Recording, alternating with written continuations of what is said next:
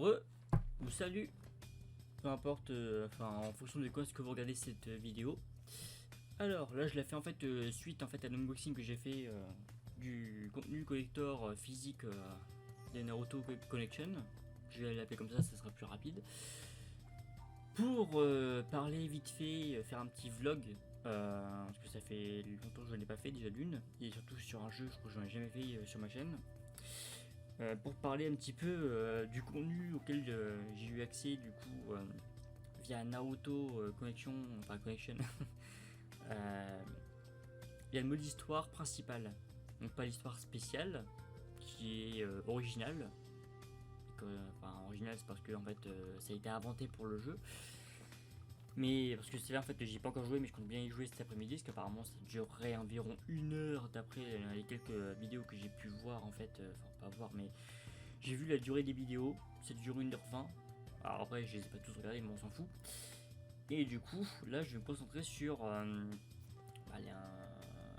ce que je pense en fait du mode histoire principal.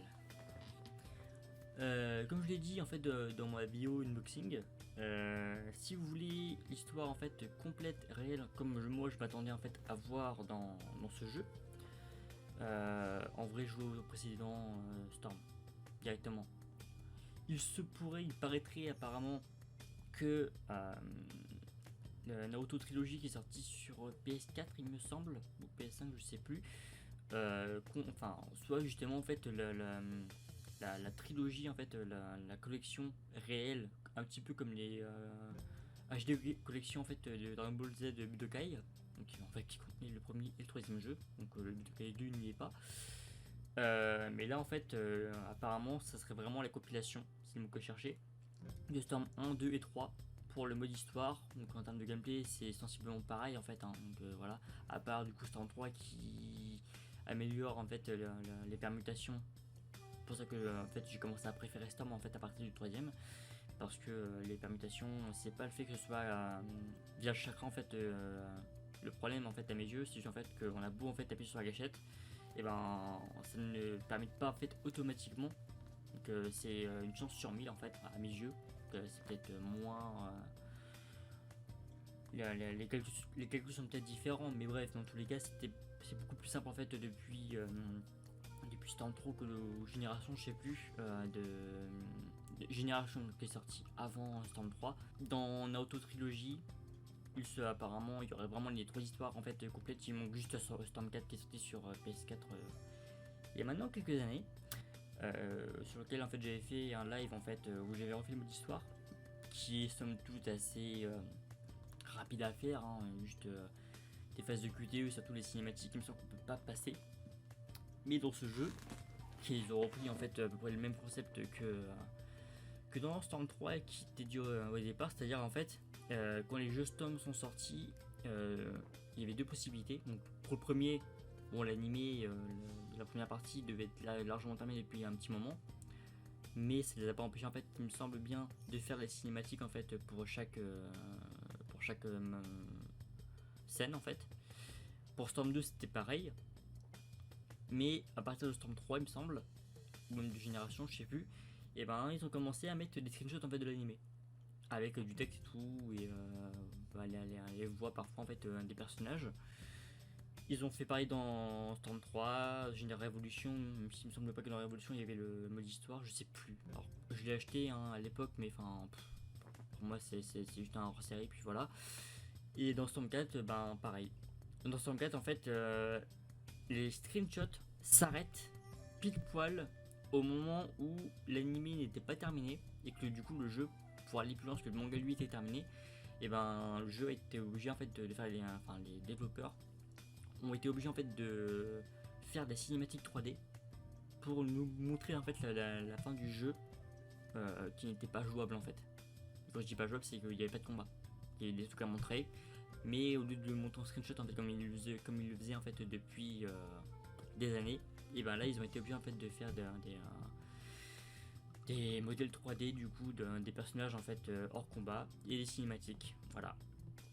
Et du coup dans Connection, c'est à peu près le même délire en fait. Il y a toujours les QTE, hein, mais déjà à son simplifié et puis à son raccourci apparemment il me semble. Et en termes de combat, apparemment, l'histoire se concentrerait principalement sur l'histoire en fait de Naruto et de Sasuke. Ce qui fait que il y a plein de combats en fait qui majoritairement ne les mettent pas en fait en valeur, qui disparaissent.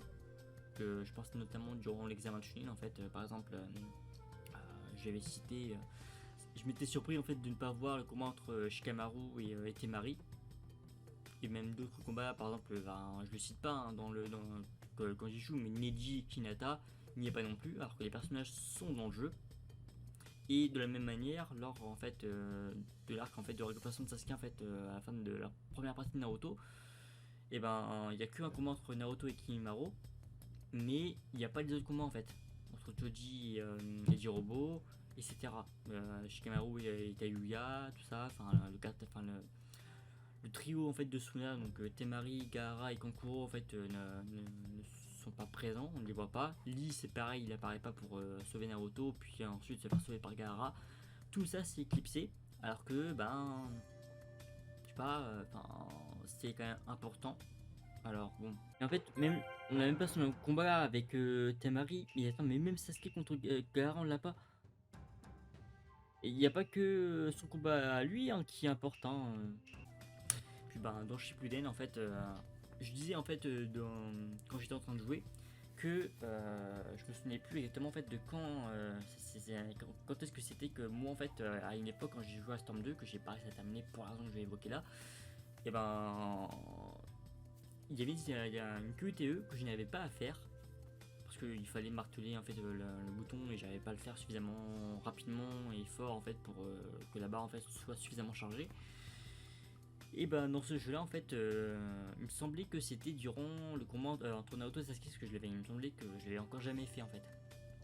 Et je me suis souvenu après avoir terminé mon stream que en fait c'était pas à ce moment là, c'était durant le combat entre Naruto et Orochimaru.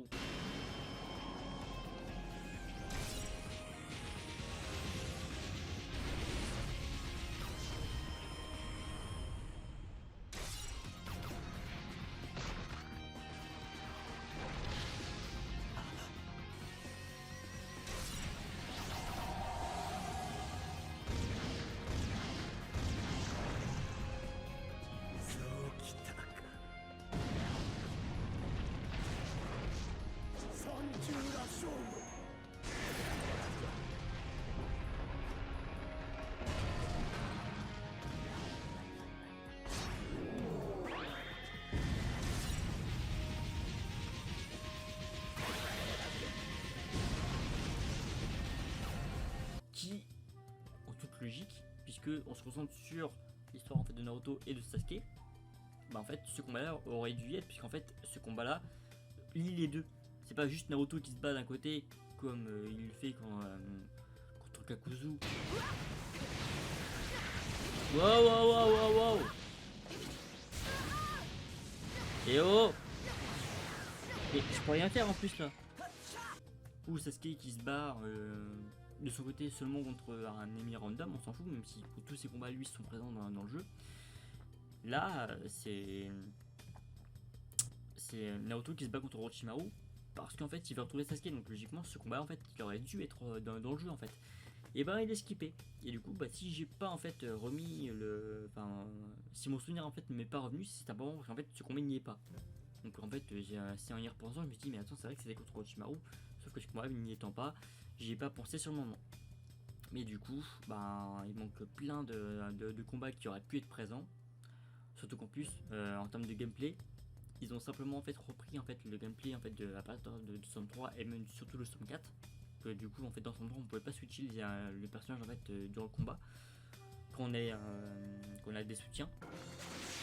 Logiquement je peux même changer de personnage. Hein. Sur les 27 diplômés. Ouais. Salut. Par exemple vous prenez Naruto, Sasuke, Sakura, et avec le joystick vous pouvez en fait switcher en fait avec le droit. Vous pouvez switcher en fait entre deux personnages s'ils sont disponibles en fait déjà en tant que soutien pour intervenir en fait faire une attaque. S'ils peuvent faire ça, vous pouvez switcher en fait pour les utiliser en tant que personnage principal. Et votre personnage principal, en admettant que vous avez Naruto au départ et que vous switchez avec Sasuke, et ben vous pouvez utiliser tous les coups de Sasuke et pas juste en fait son jutsu en fait en soutien. Et Naruto qui au départ pouvait mettre des coups en fait, comme n'importe quel personnage principal, se retrouve à ne plus pouvoir faire que son jutsu en fait, de soutien. Et du coup ça, en plus des permutations, et ben du coup c'est un truc qui a été adapté pour la partie de Storm 1, donc la partie quand ils sont gamins, ou Prado. Et ben en soi, étant donné que ce sont les mêmes modèles qu'à l'époque, je crois bien, hein. Enfin, ils se ressemblent comme deux gouttes d'eau, donc je sais pas trop comment le jeu a été tourné, mais voilà. Ils auraient très bien pu réintégrer en fait chaque combat où on voyait Naruto et ou Sasuke en fait ensemble. Même le combat entre Kakashi et Zabuza et que seulement raconter encore une fois que j'ai skippé en fait la cinématique, le screenshot en fait qui le raconte parce que moi ça m'a gonflé. Mais quitte à n'avoir que les combats entre Naruto et Sasuke, soit l'un contre l'autre, soit contre d'autres ennemis, pourquoi est-ce qu'on n'a pas eu Naruto et Sasuke ensemble contre Zabuza? Alors qu'on a eu la même 2 secondes après contre Aku. Je vois pas la raison en fait. Attends, ici on aurait même pu affronter Zabuza avec Kakashi. Hein. Et même Zabuza avec l'équipe 7 en fait. Ou en tout cas juste en fait Naruto et Sasuke puisque les deux l'affrontent en fait. Hein. Bon, très bien pu avoir un seul soutien et puis voilà. Hein. Ça c'est pas ouf. Désormais membres officiels de l'équipe 7, les 3 ninjas reçurent pour mission d'escorter un dignitaire jusqu'au pays des vagues. Attends mais On y construisait un pont, l'équipe 7 prit la décision de... Ce duo était composé, Malgré des sentiments afin de défendre... pourquoi tout a pas été doublé directement? Maintenant que je suis là, rassurez-vous, je promets que tout ira bien.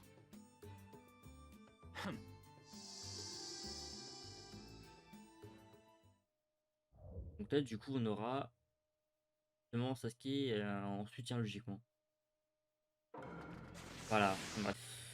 La principale raison en fait d'acheter ce jeu là, au-delà de son gameplay du coup et du coup c'est une espèce de remaster du coup des anciens Storm, c'est d'avoir un jeu plus récent avec de nouveaux personnages.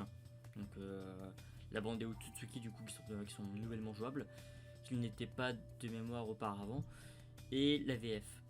Parce que du coup la VF, pour la première fois depuis les jeux Xbox, qui en plus n'avaient pas entièrement leur VF officielle, genre Sasuke du coup en fait sa VF dans les jeux en fait sur Xbox, donc Naruto, Broken Bond et les précédents, je sais plus c'est quoi le nom parce que j'y ai pas joué, et ben c'est pas Christophe Esper en fait qui double Sasuke.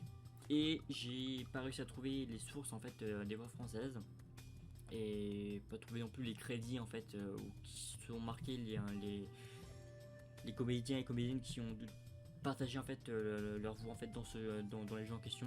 Du coup je suis incapable en fait de dire qui a doublé chaque personnage en fait dans les jeux, à part les quelques titres en fait qui citent du coup les personnages qui ont leur voix officielle. Donc Naruto a la sienne, Kakashi me semble aussi qu'il a la sienne, mais c'est à peu près tout.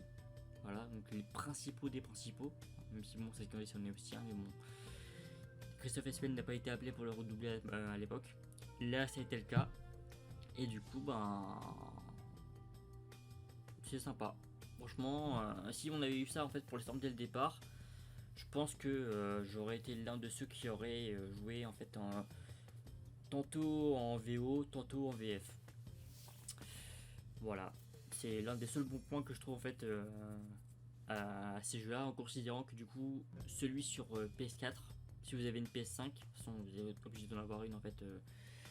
Si vous voulez jouer en fait, il doit aussi sortir sur Xbox et sur PC, mais si vous avez une PS5 du coup vous pouvez quand même encore jouer en fait aux opus en fait, celui qui est sorti sur PS4. Donc, voilà. Si vous avez la version PlayStation, je veux dire. Mais du coup, au-delà de ça, le mode histoire pour l'instant me paraît assez pauvre.